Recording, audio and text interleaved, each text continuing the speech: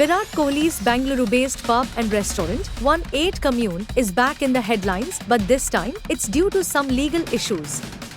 The popular hangout spot is under scrutiny by the Cubbon Park Police for violating public health regulations. A SOMO2 case has been registered against the establishment for not having a dedicated smoking area, violating provisions of the Cigarettes and Other Tobacco Products Act or COTPA. The law requires businesses like pubs and restaurants to provide a separate space for smokers, and 1-8 Commune apparently missed the mark. This case comes after a surprise inspection by the Cubbon Park Police. A team led by Sub-Inspector Ashwini G found that the pub, located just 200 meters from the police station on Kasturba Road, failed to comply with the regulations.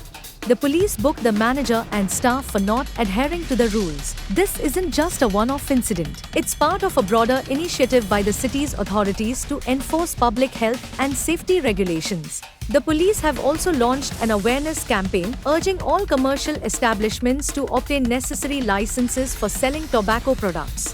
Businesses that don't comply could face legal action. This is not the first time 1-8 Commune has faced legal trouble.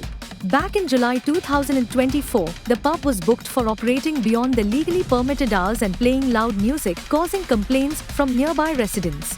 Then, in December, the BBMP issued a notice to the pub for failing to secure a no-objection certificate from the fire department.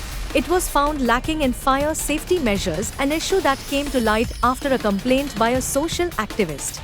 This concern is especially critical in Bangalore, given past tragedies like the Carlton Towers fire, which claimed several lives. With fire safety on everyone's mind, the pub now faces growing scrutiny. The latest case only adds to the growing list of challenges faced by 1-8 Commune.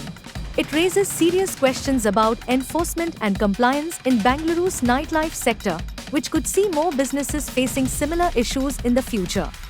Stay tuned for more updates on this developing story.